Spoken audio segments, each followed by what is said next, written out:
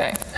Hi. So, can you just sort of introduce yourself by name and tell us a little bit about you, what you do, a little bit about your comedy, sort of, if you were to introduce yourself, let's say. My name's Omar Abid. I started doing stand-up about 15 months ago.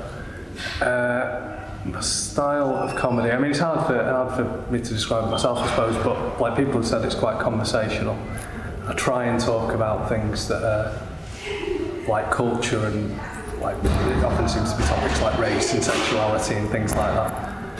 Not that I have any particularly strong opinions on any of those things. It's just like I can't write like I can't write knock jokes, so it's just easier for it to be like a conversation kind of thing.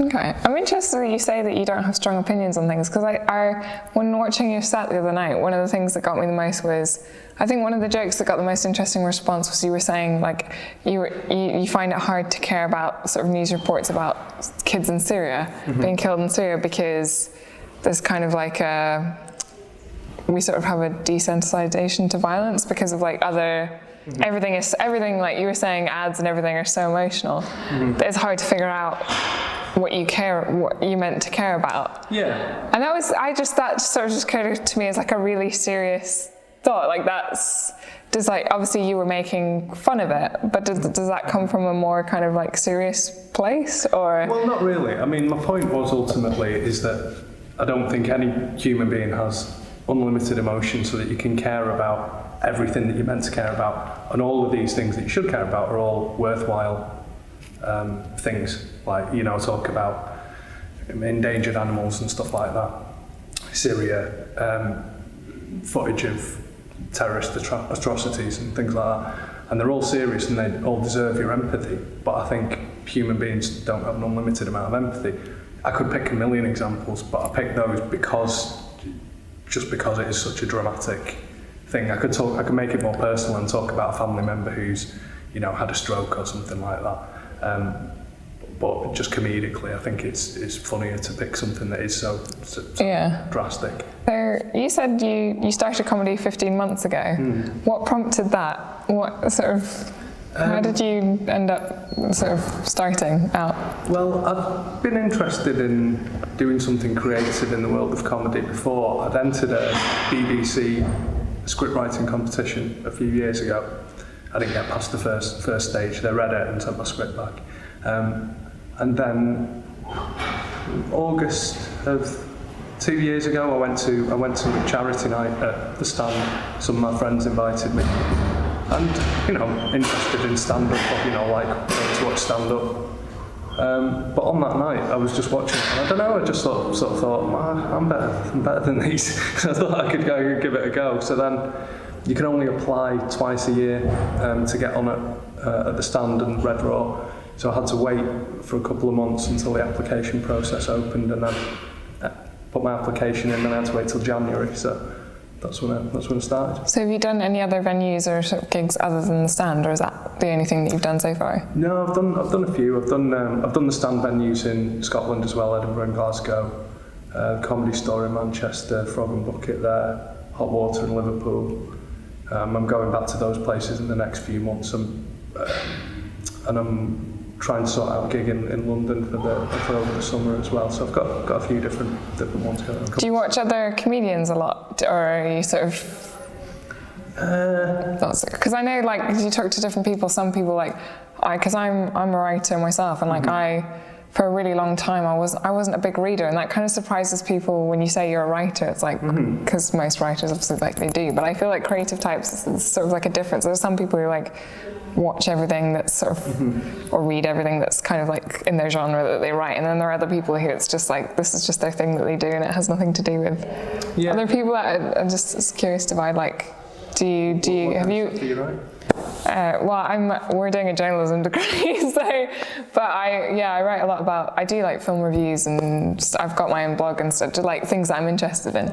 But it's kind of like, I think growing up, I was always someone that felt compelled to write, but I wasn't a big reader, and that really sort of, I don't know, I think that sort of surprises people when there are a lot of creative people who don't actually engage with a lot of creative stuff. I don't know. So I thought that was a question I'd ask you. Like, if you're someone who watches other comedians, or I see your point, because, like I said, I've always been interested in stand-up. No more than the average person. Like, I've been to, I might go to 2 or 3 like gigs a year, and it was normally bigger comedians. Like, Ricky Gervais is on tour, let's go see him. I wouldn't go to the stand that often. That time when I went for the charity gig that inspired me to try it myself, that was the first time I'd been, maybe the second or third time I'd been there since it opened, a number of years ago. So I guess I'm not that much more into it. I did start watching more stand-up when I decided to try my hand at it. And I've bought loads of DVDs, I've put loads of stand-up specials on my list on Netflix, and after a point it's just like, I'm not going to get much more out of this. It's like I watch ones that I think I'm going to enjoy, rather than, like, I watched the most recent Amy Schumer one just because it's a big new stand-up thing, and it was like, this is fucking awful. It's like, I don't like her. I don't like her either. Why have I spent like an hour and a half watching this just to watch it, as I'm going to learn something from it? So I see your point. It's like, especially if you're like doing film criticism, I imagine, what's the point of getting someone else's opinion on it? Yeah, that's true. Okay, so you've been doing comedy for 15 months. Like, what's next? Like, where would you like to go with it? Do more of the same, or a bit bigger, or? I don't. I just kind of want to see how far I can take it. Really, I don't really have any plans to do it as a profession. Although I would if that became an opportunity, because I do really enjoy it. And to be honest, like, given I've only started relatively recently, like, people are quite surprised how far along I am. Like, I've been doing weekend shows at the Stand, and which is, I think, from what I'm told from other comics, fairly unusual this early on. Right, because they're a bit longer, aren't they? You get more time, don't you? I don't get more time because I am still new, but they put me on. There's only 4 acts on and a compare. And they put me on sort of in the middle. It's to develop new talent. Right, okay, got you, yeah. So it's useful for that, and I get paid, which is nice. Do you not get paid for the Wednesday nights? No, that's just free, unfortunately.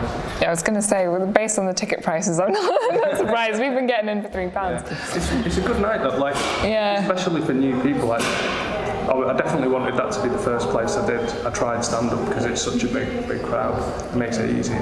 Yeah. Do you do the other people make you anxious, like watching everyone else? I wonder, like, watching everyone else go on before you, or do you just kind of stay in your own zone? No, I'm quite nervous before I leave the house to get there. Then when I get there, I'm actually calmed down a little bit by being backstage and seeing the other acts. Yeah. Because they're usually more nervous than I am. I'm still very nervous, but compared to them, they've all got the notes out and everything. It's like tests at school. You're nervous at home, and then when everyone else is there, like, it's like showed pain as lesson. Yeah, exactly. So that's not so bad. And then when you see, I mean, it sounds bad, but when you see, some acts doing all right, and you think, I reckon I'm going to do better than that. I think I'm going to get a better response than that. That's a good way to think about it. Obviously, we're all a bit arrogant, otherwise we wouldn't be doing it. But I kind of think, good, if they liked him, I think they'll like me. Yeah. So on that note, have you ever had like a performance that you thought went really terribly? Have you have any that fell flat that you can remember? Did you ever like? The worst one I can think of. Comedy hangover. Well, hangovers are relevant thing, because I've done 3 nights at the Stand. I've been to Edinburgh on the Monday, Glasgow on the Tuesday, Newcastle on the Wednesday, and then I had another gig in Newcastle on the Thursday night. So on the Wednesday, I went out with my mates afterwards, and I ended up going to bed at about 11 o'clock in the morning. So I was feeling pretty rough for the gig on the Thursday night. And it was relatively new stuff. I'd done it for the first time the night before. According to everyone in the pub, they all thought it went well.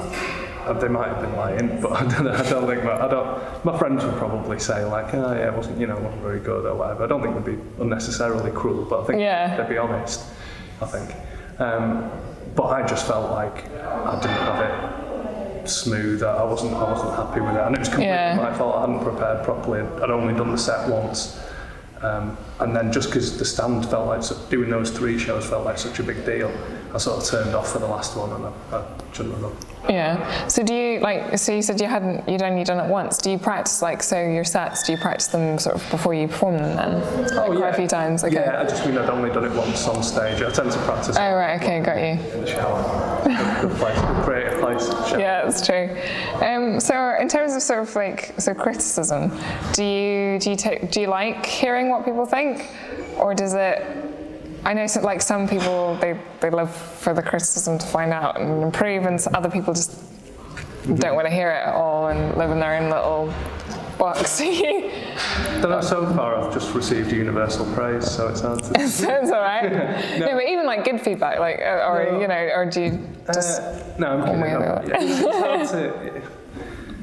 It depends what it is. Like the very first time I did it, they give you feedback at the stand, and the feedback was very positive, but at the end it said, needs to hold microphone closer to mouth. And I was like, fine. Yeah. That's good technical advice. Yeah. That's a useful thing to know. Yeah. But when people, it hasn't happened that much, but a couple of times people have said something to, an audience member said something to me if they've seen me after the show, because of some of the topics I talk about. Often it's oh, it's really good you're talking about things that most people won't talk about. Sometimes there are people who say, oh, I don't think you should talk about that. It's well, we're a comedy club. You don't necessarily have to take me seriously, and I'm not important anyway. Just you probably never see me.